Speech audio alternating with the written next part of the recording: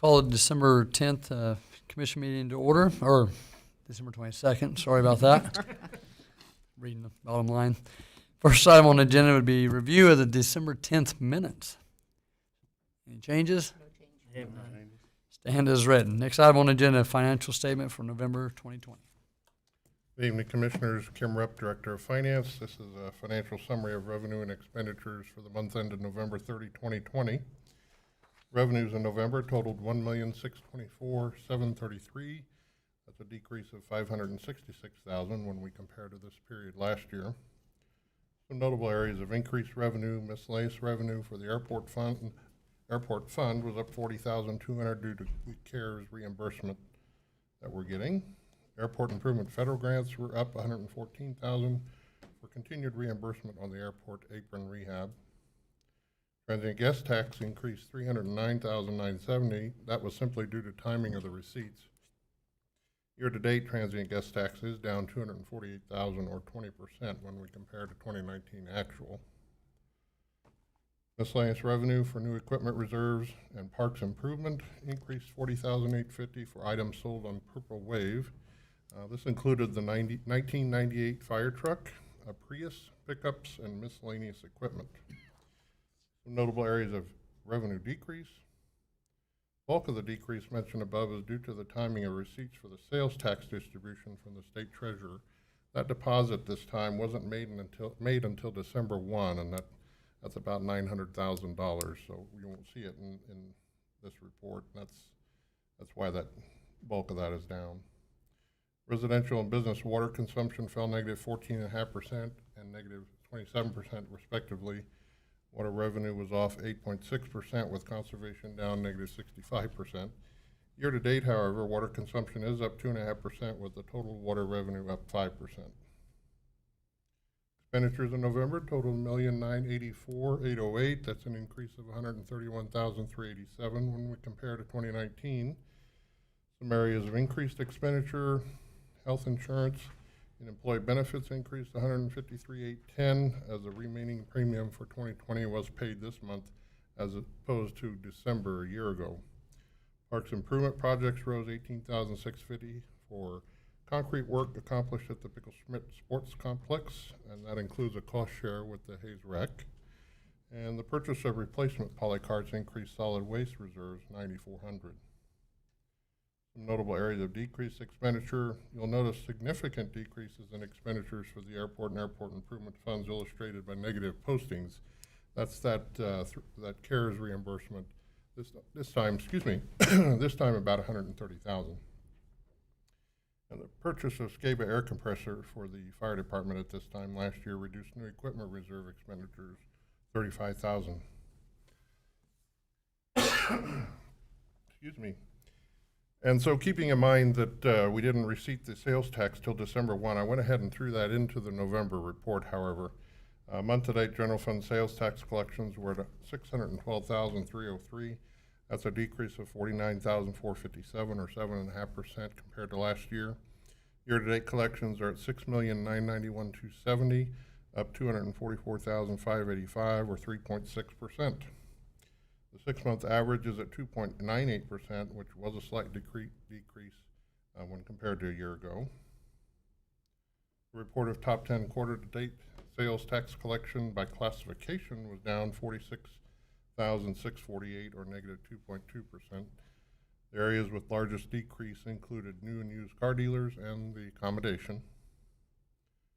And finally, the portfolio certificates of deposit on November 30, 2020 totaled $38.55 million with a weighted average interest rate of 73 basis points. That's down almost 1.6% from a year ago. Total of the U.S. Treasuries at par value was $6,989,000. That's a weighted average yield and maturity of 28 basis points. Total balance of the money market account on November 30 was $5.75 million with a current yield of 5 basis points. Total investments are down $10.738 million when compared to this time last year, keeping in mind keeping a little more in operating as rates have bottomed out, and then we have yet to do that bond yet to replace for the North Wine Corridor. I'll make a motion to accept the November 2020 financial statement. Second. Got a motion and a second. Any comments? I kind of have a comment. I don't know. It's kind of a rhetorical comment to myself. I guess I'll say it out loud. But there's a couple things I guess I'm starting to maybe get concerned about. One is transient guest taxes is way down, or is down. I don't know if it's way down comparatively. Water revenue's down. And then I'm looking at these bonds. I think if I kind of tally it right, we got about $30 million over the next 6 months maturing at different dates, but those interest rates that will go back if we cycle those bonds through, I mean, interest rates are going to be less than 0.1% on probably everything over the next 6 months. Is there any, I mean, are those concerns that you're looking through or at, or? Tried to project for that a little bit, not as severe as it is, but I did try to project a little bit on that. And you're talking about going into 2021, what we did there. Not much else I can say. Those treasuries at 28 basis points, that's about $7 million. And I don't remember. I'm thinking one of them goes further into 21, so we might be okay there. About as good as I can give you. I wish I had a crystal ball. I think you know as well as I do. We're throwing darts when we try to project what investments are going to do. 2021, watching revenues and watching what these rates are doing and those kind of things. That was just kind of speaking out at this point. It's not really a question. It's just kind of thoughts and comments. I foresee, again, it's like throwing darts, and if we all had a crystal ball, we wouldn't be sitting here probably. I think transient guest tax, we're going to see a sharp change in that as we get into the end of the first quarter at least, and having conversations even with the new hotel, the convention center, and how many conventions they're already booking and things that are happening. I think we're hopefully, but who knows if a second wave comes after Christmas or as some are predicting, but I think that could turn around. Now, if we could fix all the interest rates, again, you'd have a different job, Kim, probably. When we projected for transient guest tax and talking with the executive director there, Melissa, she pushed real hard to do about 80% of the actual we recognized in 2019. So we were pretty conservative on transient guest tax going into 21. You know, I talked to a customer today that's moving from LA to Ohio, and she said it's so much different out here compared to where she said it's just a mess where she's from. And I don't know if we're in silo out here or what, or maybe it's coming. I hope not, but I don't know. I think we adapt a little bit better out here. And so, but she just said that you can just feel the difference out here, how much better it feels than, you know, with all the people and stuff. So I think that's a positive to live in Hays, Kansas. Any other thing? Any other questions? All in favor of the motion, say aye. Aye. Opposed, nay. Passes 5-0. Any citizen comments written in or nothing? Okay. Consent agenda. I have a couple items. I have appointments of Amy Schaefer to the Care Council, Leah Purdy to the Hays Convention Visitors Bureau, and then a recommendation to the Hays Convention Business Bureau, Forrest Martin. Move approval of the consent agenda. Seconded. Motion is second of the consent agenda. Comments? Okay. All in favor of the motion, say aye. Aye. Opposed, nay. Passes 5-0. Next item on the agenda, 2020 water plant, laboratory, and break room improvements. Award a bid.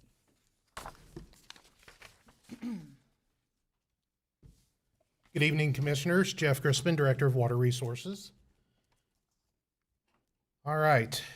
This project involves replacement of old countertops, 2 sinks with stainless steel fixtures, new paint, new ceiling tiles, a new steel entrance door for staff, and upgrading the floor to a lab-grade epoxy-type floor. The floor on this project is the most expensive portion. The most recent update to this space was completed in 1994, and obviously this is the north arrow, but our back door for staff is located right here. That's the door that will be replaced. And then I mentioned along the north side, there's a little bit of a counter that sticks out right here behind the door, and this counter space will actually be removed and be replaced with some cabinets and bookshelves that we do have already available to our department. This is a photo of the lab area. You can see the lab testing equipment that is on the counters. Plant operators run analysis every 2 hours in the lab, 24 hours a day, 7 days a week, 365 days a year. There's always somebody at the lab. 26 years of continuous use has caused the laminate to wear through on many areas of the countertops. The vinyl flooring, or the 12-inch square flooring, is cracking and becoming detached in areas. Both the floor and the countertops are difficult to keep clean, and they require a little bit more maintenance to try to keep them clean. And the faucets and sinks have worn quickly due to continuous usage.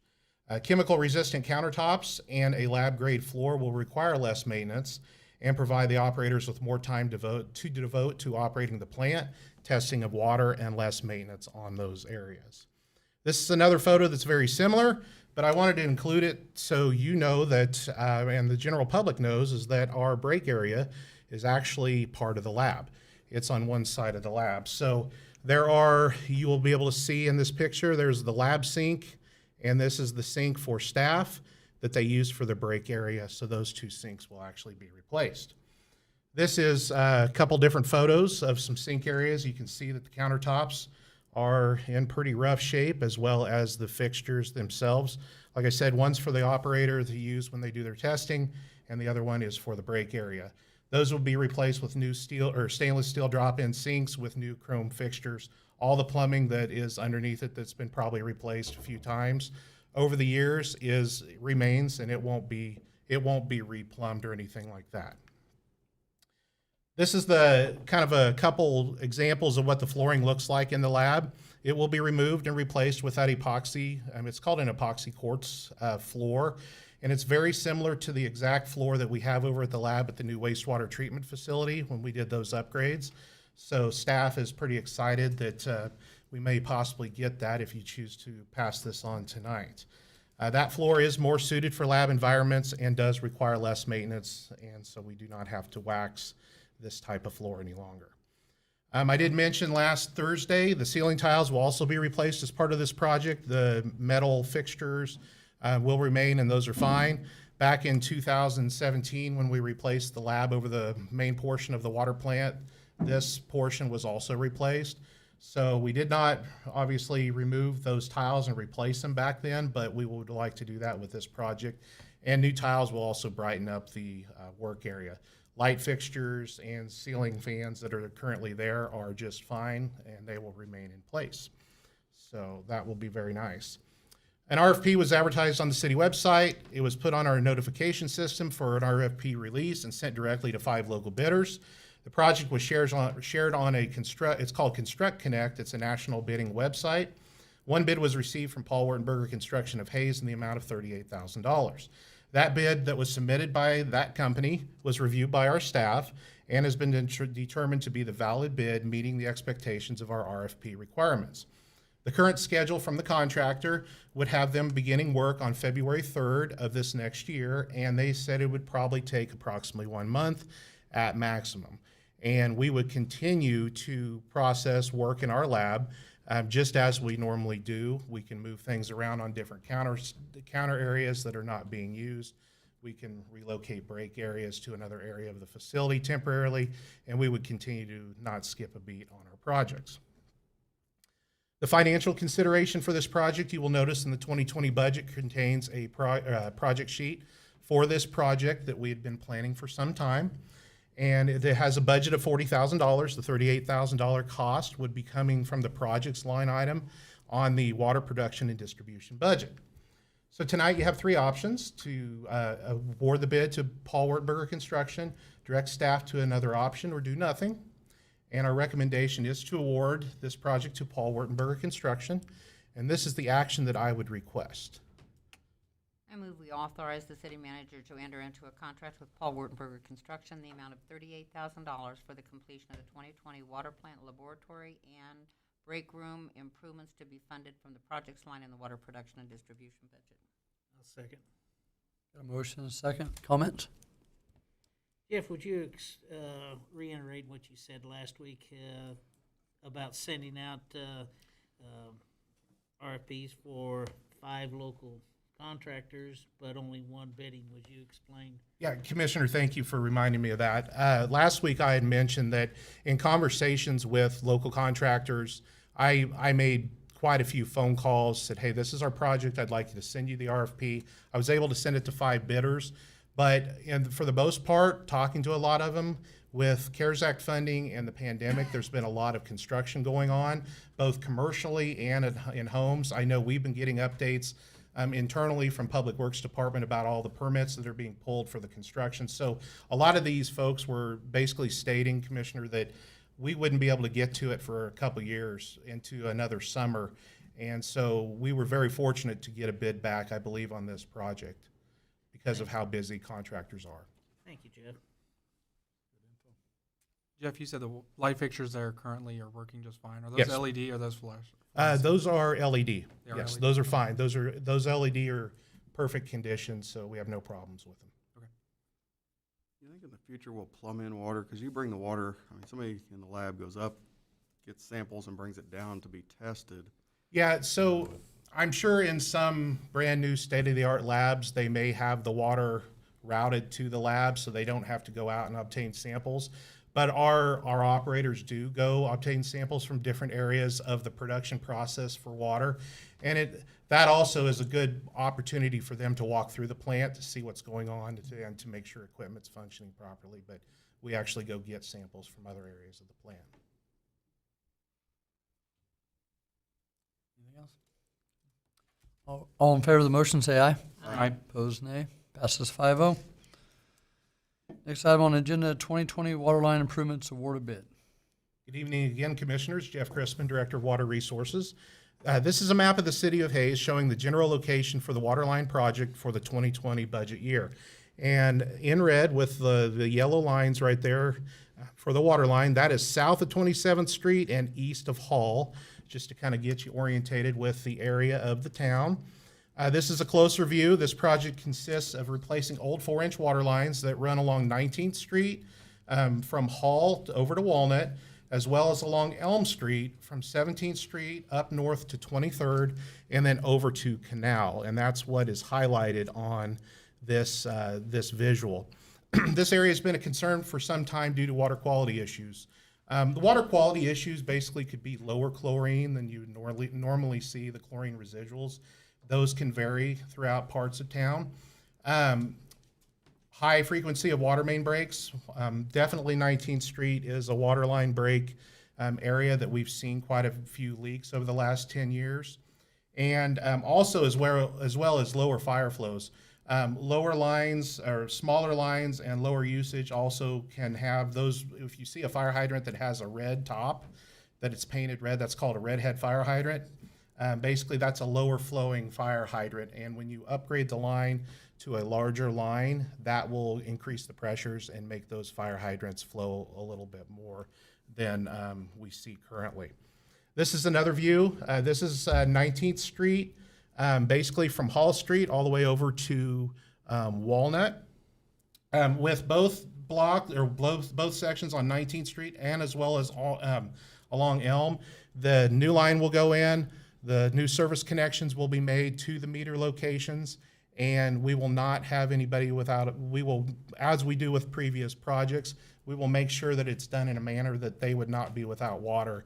They would basically moving connections over right away, so people would be communicated with, and they would not be without service for a long period of time. This is another view. This shows Elm Street, basically from 17th all the way north to 23rd and over to Canal. And the reason why we made it a connection over to Canal is because Canal Boulevard has a 12-inch water line, and that has a little bit higher flow. So it's good to make those connections to make sure that adequate water is flowing through that area. As I also mentioned last week, some of these areas will be bored. The water line will be bored under utilities or under the pavement, and in some areas where we've deemed the pavement to not be in great shape, we've chosen for the contractor to open cut and do replacement, but there will not be full street replacement along this project. Bids were open on November 10th, 2020 from 4 bidders listed on the screen. And as you can see, they range from just about 444,000 up to 730,000 from M&D Excavating. They were all reviewed. We also worked, in my next visual, I'll talk about that a little bit. We worked with Driggs Design Group, who designed this water line project. The low bid from J Corp in the amount of that of $444,000 has been determined to be the valid low bid and below the engineer's estimate for this project. So the financial piece of this, in the 2020 budget, you will notice in the budget book that the two projects we listed at around $701,000 when we estimated for those projects. In May of 2020, as I mentioned, Driggs Design Group was hired by the City of Hayes to provide design and engineering services for that project. The total cost of $17,430 in the middle of the screen, which has already been paid for, was within the city manager's spending authority. And so if you add together the cost that you would potentially approve tonight, plus that $17,000, the total cost would be almost $461,000. But like I said, we've already spent $17,430. And it would be funded out of water capital.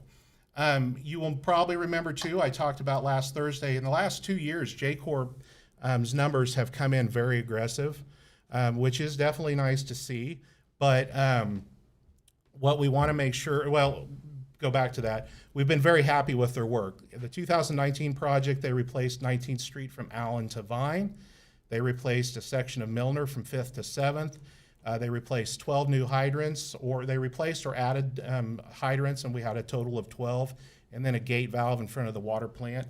Their work was great, and they've been great to work with. Inspection is done by city staff, our Office of Project Management. Due to the fact that we've seen a couple years of low bids and the low bid winner basically getting the bid, our intention is in the future is to bid out more projects and have projects available and ready to go. That kind of similar to what we do with street maintenance. And that way, within the budget, we could come in and we may be able to add a water line project. But today, there is no other ones that are designed for us to go ahead and add for this calendar year. So tonight, you have three options: accept the low bid from J Corp, direct us to another option, or do nothing. And we recommend proceeding with J Corp for this project. And this is the action that I would request. I move we authorize the city manager to enter into a contract with J Corp in the amount of $443,488.50 for the construction of the 2020 water line improvements to be funded from water capital. Second. Got a motion and a second. Comments? Jeff, is there any other, I mean, it's $240,000 less than we thought we were going to have to pay for this. Is there any work right now that you know that we could bring it up to budgeted amount on the CIP? We have water lines that are identified in our future CIP, but they need to be designed. They have to have an engineer that looks at, they have to look at elevations, other utilities, and we cannot just say, hey, we want you to replace this line right here without designing and engineering it. So my goal going forward is to design more than we probably Right. could, we could spend money on, and then come in front of the commission and say, look, we could add this because that bid came in a little bit lower. There's various reasons that bids could come in lower. It's not for me to tell them how to bid out a project. This is not J Corp's first project, and I know that they are always interested in doing work for us locally. So, Well, I'd appreciate if you did some design work in being ready, I should Yes. say. You just never know, and the design probably wouldn't change, so the money's going to be spent at some point in time. If we've got the money to do that design in advance, that'd be great. yes. Thank you. The only question I'd have with designing more in advance, if they charge $17,000 to do that, if we asked them to do twice that, I mean, would they send us a $34,000 bill? Well, Or what I would need to do is we could submit a project to an engineer, and that's how we did on this. We submitted to various engineers, and it came within the city manager's spending authority. But it may be a situation where the lowest bid might be $35,000. Then I need to come in front of you for approval. So we will definitely look at that and look at how those come out. But if they're above the spending authority, we would come to you for approval.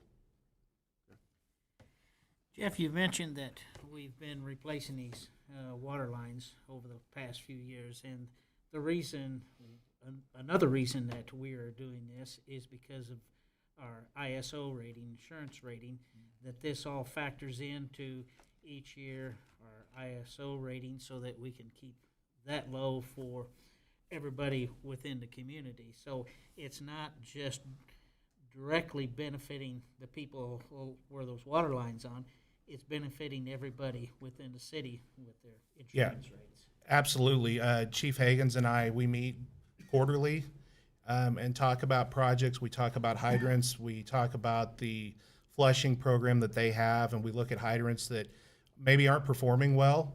And are there other projects that we could add that could make those hydrants continue to improve? And I know he could talk about hydrants all day long and what they're looking for, but they have their wish list, and we try to balance what they would like to see improvements on with areas that we know that have had breaks, and it's a 40, 50-year-old 4-inch line, and it's probably time to go ahead and upgrade that line. And still also working with Public Works to say, is this an area that may need a street replacement too? So, but yes, it does affect our hydrants. Our ISO rating, it affects that. If Yep. we quit doing this, our ISO rating would deteriorate. Yes. So, thank you, Jeff. So Jeff, we've had a lot of water main breaks over the last few years, whether it's a lot of moisture or drought, with stuff moving. When we put the new water lines in there, does this totally eliminate water line or water main breaks, or do you still get it because of different reasons? In my 5 years with the city, I've only seen one, and C900 PVC pipe is typically what we are replacing water lines with, and we have for many years before I got here. I've only seen one water line that had a break that was C900. Okay. The rest are the ductile iron and the other older type lines. So it's very, very good product. It's used, it's an industry standard, but no, you see the older lines is where the breaks are. And that's where we try to look at the map and say, okay, this area where we've had 19th Street, for example, has probably had 10 water main breaks in the past 20 years. A lot of labor too. And yes, if you drive down it, you see all the patches. Yeah, I know. I know. On Well, that's the just good info. old pipe, so we're leaving the old line or most of it in the ground, correct? There's no concern with contamination or something out of that old pipe. It's an old iron pipe. It's not a lead pipe or something like that. No, it's usually the ductile iron, and when you're putting it out of service, you're making sure that there are no connections to your new water line. And where there's open cut areas and we can remove that old pipe, they'll pull it out of the ground, but for the most part it's just abandoning in place and then putting in a new pipe that give you 50 years at least. That's great. Do we know how much of the old pipe we have left remaining in the city? I don't have that answer for you, but I can provide that, whether it be a future meeting or an email through city manager. That would be nice to know. I can give you some information on we have 120 miles of water line, and I can give you a breakdown of what materials we have in the system. I have a map that shows what year they were installed, and so you have a pretty good idea when you get west of 27th Street, west of Vine, south of 27th Street in the older areas of town. When you get outside of that range, they're usually C900 PVC, but yeah, I can provide that. Yeah, That'd be helpful, thank you. that'd be nice to have. Any other questions? Okay. All in favor of the motion, say aye. Aye. Opposed, nay. Passes 5-0. Thank you, Jeff. Next item on the agenda, rezoning of 305 Main Street, former Washington School, from public and institutional district PI to residential multifamily district RM. Good evening, Commissioners. Curtis Dinas, Planning Inspection Enforcement Superintendent. An application has been submitted by OPG Stone Post Loft Apartments Partner Group to request a change in zoning from PI, Public and Institutional District, to RM, Residential Multifamily, at 305 Main Street, that is located at 3rd and Main. Since 1925 and until recently, Washington School has been located at this property. The property is located within the floodplain. The applicant has also requested the building to be recognized as a National Historic Structure. We have received the document that has that this building does meet the requirements and will be registered as a historical structure. In November, the Board of Zoning Appeals did approve a floodplain variance contingent upon this approval of exempting them from the floodplain regulations. This image here is the current zoning of the area. You can see that it is zoned for multifamily directly to the west and north, and public and institutional to the east and south. So again, the west part, multifamily, and then the south and east, public and institutional. This is a map of our future land use map. The area here is identified as civic on the comprehensive plan due to its use as public school at the time the 2012 comprehensive plan was completed. Adjacent properties to the north and west are identified as downtown mixed use and medium density residential. The compatibility matrix rating for medium density to downtown is 5 out of 5 or completely compatible in the adjacent zone properties. This rezoning request is logical and continues with the character of the neighborhood of multifamily residential adjacent to this property.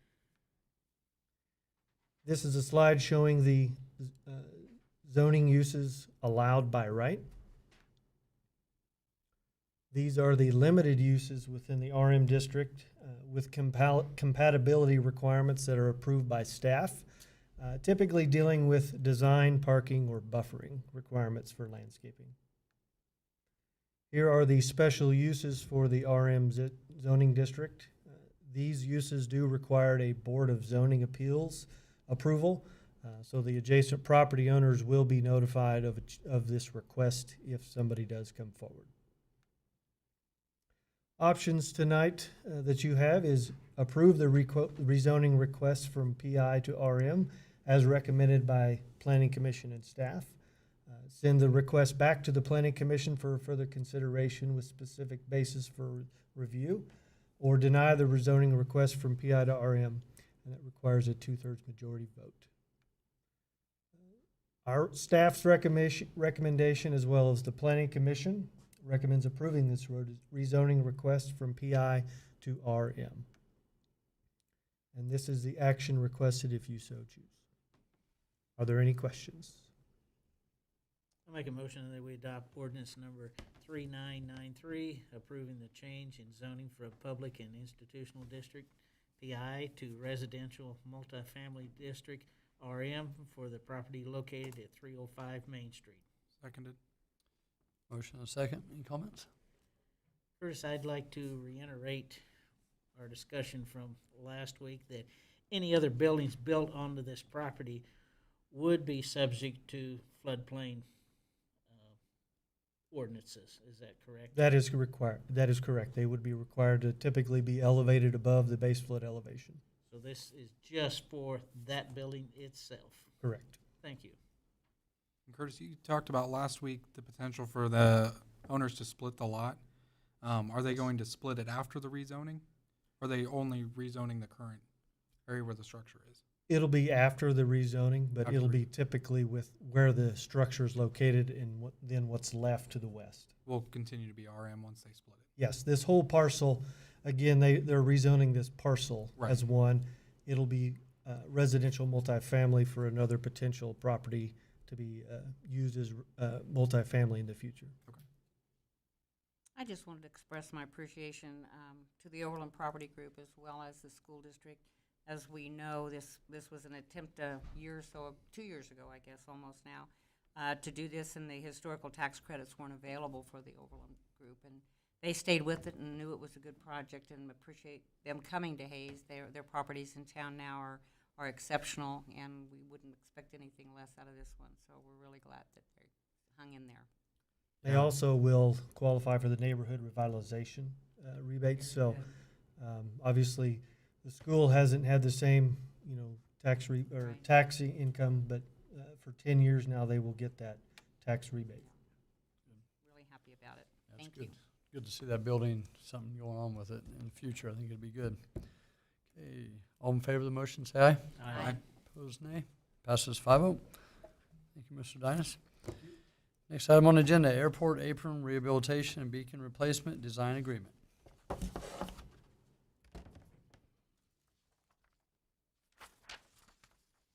Good evening, Commissioners. Jamie Salter, Director of Hayes Regional Airport. Apron rehabilitation and the replacement of the beacon are included in the 2021 Airport Capital Improvement Program. This program provides federal funding at 90% for eligible airport improvement projects through the FAA. Burns & McDonnell has served as the airport's engineering consultant since 2006 and has prepared a scope of services and fees to accomplish the design for these projects. The cost for design services is just over $120,000, of which the city share would be just over $12,000. An award of bid for construction will be brought back to the commission at a later date in 2021. The apron is almost 280,000 square feet of concrete west of the terminal and the hangars. It was constructed in 1991 and is primarily used for aircraft parking. Prior to this year, little maintenance has been performed to the apron. A project is currently being completed to correct drainage issues to reroute water that previously flowed back into the taxi lanes and buildings and divert it south of the apron. The scope of that project is outlined here in red. So currently, we've got apron project going on right now that's primarily drainage issues, so it will pull water that currently drains to the west here, and then terminal building is right here, and it will pull all that water and reroute it south here of the apron. And then I've highlighted in blue here, this would be the proposed project for 2021. Areas of the existing apron are showing signs of deterioration and need rehabilitation to extend the apron service life. Shown here are several of these problem areas. These produce debris that can damage aircraft and become projectiles, creating a safety hazard for those accessing the areas. The project includes removal and replacement of isolated panels, grading to promote surface runoff, joint sealing, and painting as necessary. Last week, Commissioner Mellick asked if there was a concern about any of these areas being able to handle future aircraft weight. The design of the project will take into account existing aircraft users and then the ultimate potential users as far as aircraft weight for the service life of the pavement. So no concern or issue there. The beacon was constructed in 1962 and has well exceeded its expected service life of 20 years. Maintenance on this structure requires a bucket truck since it is unsafe to climb. As a follow-up again to Commissioner Mellick's question regarding the State Historic Preservation Office, due to the age of the beacon, specifically being over 50 years, coordination with SHPO is required as part of the grant process to complete the project. The new rotating beacon will be placed on a new foundation and have a tilt-down pole for easy maintenance. Location will be determined during the design phase of the project. The tentative schedule for the airport improvement projects begins with design agreement to the FAA in December of this year, preliminary design report February of 2021, final plans and specifications March of next year, open bids in April, grant application to FAA in May, and then construction to begin in summer of 2021. The cost for design services for these projects is just over $120,000. The estimated construction cost for the apron rehab is just over $1 million and about $100,000 for the beacon replacement. The total project cost is estimated at $1.2 million and is eligible for 90% funding through the FAA's Airport Improvement Program. Adequate funds are available in the Airport Improvement Fund to cover the city's share of just over $12,000 for the design, or about $125,000 for the entire project. City share is also eligible for reimbursement through the Passenger Facility Charge Program. Commission has the following options. Approve work authorization number 1 from Burns & McDonnell Engineering Company for engineering services, provide staff with alternate direction, or reject the project. And this is the action requested. I move to authorize the city manager to execute work authorization number 1 with Burns & McDonnell in the amount of $122,130 with the city share $12,213 to be funded out of the Airport Improvement Fund. Second. Got a motion, a second. Any comments? All in favor of the motion, say aye. Aye. Opposed, nay. Passes 5-0. Thank you, Thank you. Jamie. Next item on the agenda, 2020 boundary resolution. Mr. Rupp. Good evening, Commissioners. Kim Rupp, Director of Finance. Just a quick housekeeping item here. State statute requires the commission to approve a resolution redefining the boundaries of the city if any property is annexed into the city within the last 12 months. A certified copy of that resolution is sent to the county clerk, the Register of Deeds, and also the state transportation engineer. And so on this map here, you'll see in the tan the defined boundary of the city. The pink is outside the city limit, and then the red is the one property we had this year. And so ordinance 3986 was passed, and since the last one, this is property to the east of Vine along 33rd, owned by V&E Properties. It's right behind Ace Hardware. Since this is state statute, we really don't have any options, just asking for the approval of the resolution tonight. I move we approve resolution number 2020-018, redefining the boundaries or corporate limits of the city of Hays, Kansas. Second. Got a motion and a second. In the past, the news commissioners had to read this. Correct. Starts on 183, ends on 206, but Commissioner Burgess, you drove this today, so. Backwards. John Bird says you have to read it backwards. Read it Oh, you gotta read it Backwards, back. Blindfolded? That's a lot of reading, so. Any comments? Okay. All in favor of the motion, say aye. Aye. Anybody opposed? No. Passes 5-0. Thank you. Thank you, sir. And I think we had progress, which is always exciting. 11 seconds. Good evening, Colin Belzer, Assistant City Manager. It has been a while since we've done a progress report. A lot of good things have happened, but we did have the challenge of trying to pick out some of the specific highlights that have occurred over the last 3 months or so. Public Works, 45th and Vine, was completed. Service Division completed these improvements in late November, which removed the median and now allows left turn movements onto 45th Street from Vine, so you can see them prepping and forming the area. And this is a wide version of, you can see the improvement. So the total cost to construct this project was in-house, or the project was in-house, and it cost just under $45,000. They're performing annual crack sealing operations throughout the town as weather allows. Crack sealing is where a hot sealant is applied to the working cracks to prevent water intrusion. And this process helps get the street through the next surface treatment, which is typically about 5 or 6 years away. Public Works also did a bank stabilization project in Montgomery Ditch south of 7th Street. So you can see some before photos of the erosion that has happened over the years. And then to the back left of the picture, top left, is a project they did in 2019. You can see the stabilization, and then more towards the forward, you can see what they've been working on.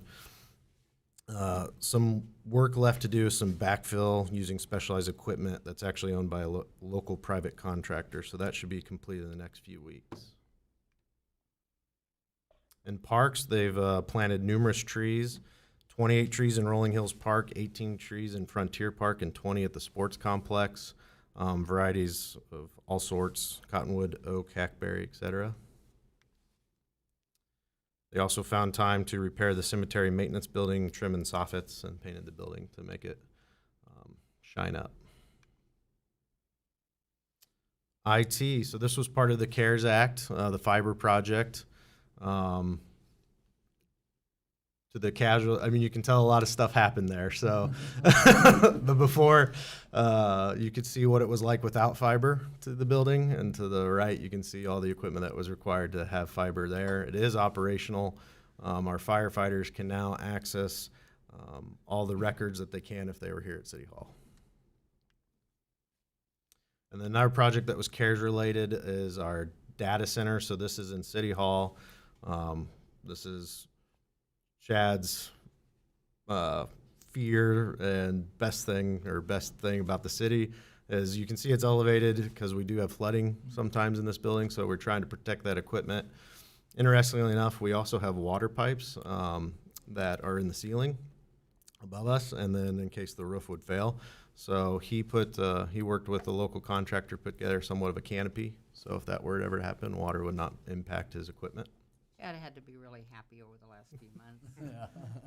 He was very much. Or He did a great job. the comment that you asked, because he with the hacking and all that going on, our system, data center system, is not on.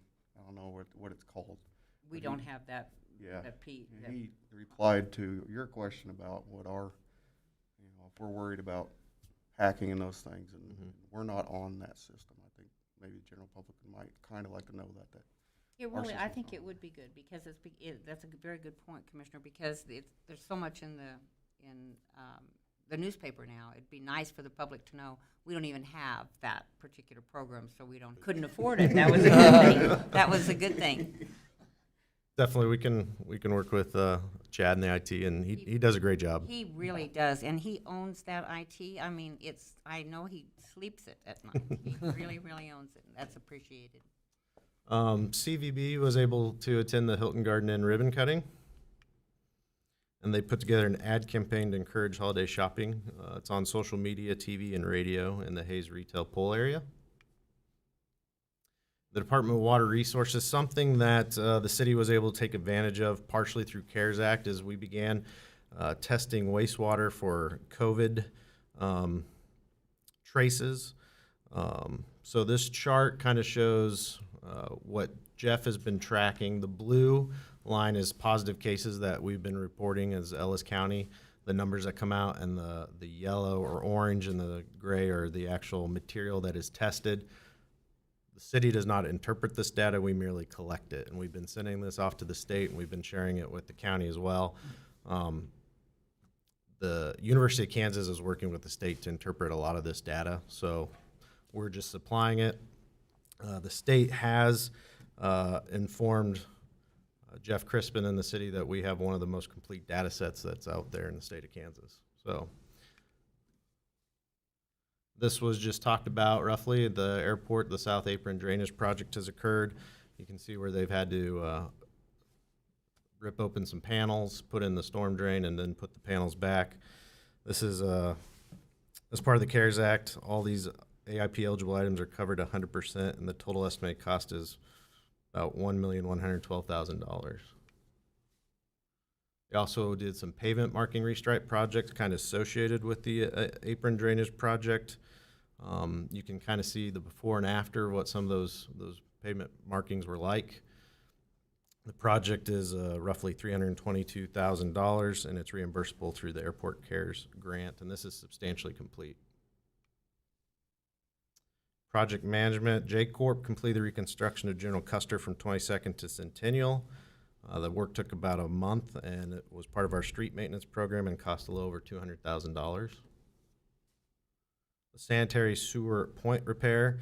So this was a project we do every year. There were two different repair methods that occurred. This one is internal patching, so the long linear tube is essentially like it's a sock, a resin that's put over the sock, and inside that is it's like a balloon, and they put it in the sewer line and fill up the balloon. The resin adheres to the pipe. They deflate it, take it out, and move on to the next sanitary sewer line. And then for the more difficult ones, they did do open trench. The entire project was completed in November, and it cost about $145,000. Tallgrass Second Edition, the RHID project has begun. As you know, it's a partnership between Grow Hayes and the Heart of America to build moderate income housing or workforce housing. Here they are installing sanitary sewer and water main extensions.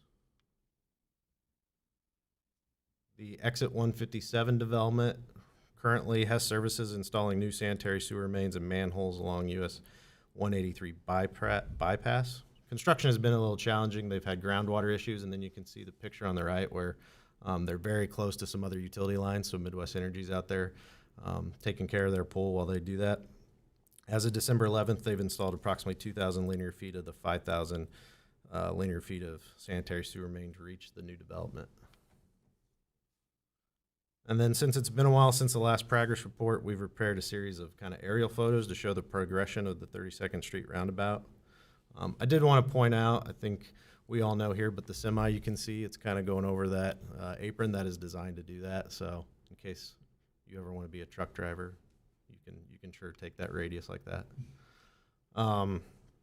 In October 12th, you can see the contractors finishing up the west half of the Vine Street, and you can somewhat make out the temporary road people had to access to get over to the east lanes. By October 27th, the traffic was using the new pavement on the west side, and the old pavement on the east side was being removed and formed. November 1st, you can see the first lane of the east side starting to be poured. November 16th, it's completely poured around, and they're working on the center islands. And by December 1st, it was nearing completion. And I think at this time they were directing traffic around both ends. And then December 5th it opened, and this is a picture from December 7th. And for the past few weeks and during the winter months, the contractor will continue to work on 37th Street and Vine Street and Skyline, connecting Skyline to 41st. As of Monday, the contractor was approximately 37% complete with the project. Any questions? Lots of progress. Good stuff.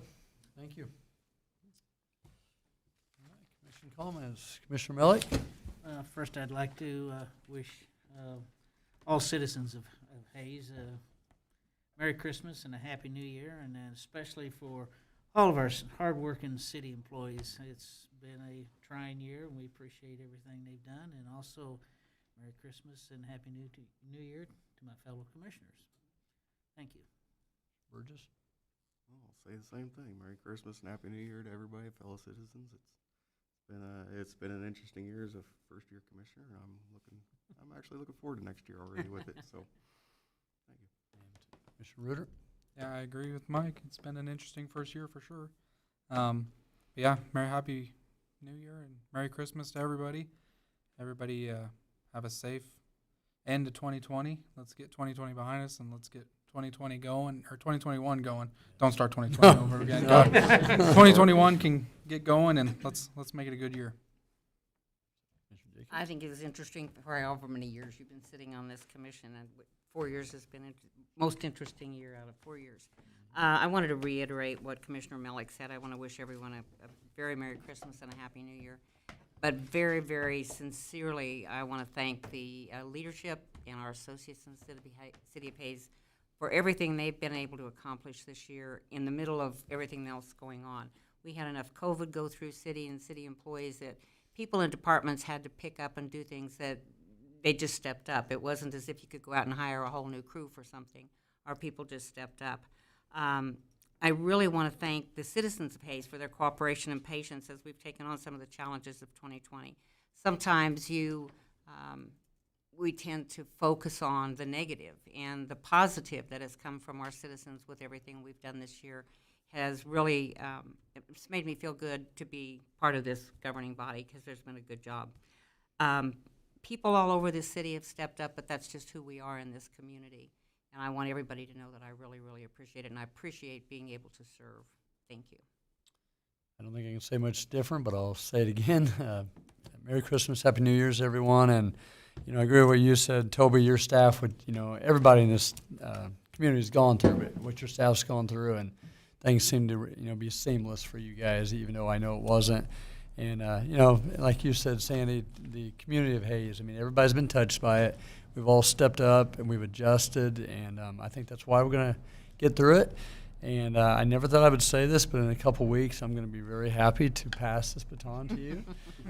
It's kind of fun at times to be the mayor, but this has been interesting. But, like I've said, I think last week to you guys, I couldn't have picked a better group to, serve with. And, it's the citizens that we represent, and they've been great to us. And, we've had our challenges, but we're going to get through 2020, and 2021, I think, is going to have challenges, but I think we know how to deal with it now, and we're going to be even better. So thank you all. Thank you, staff. We're adjourned.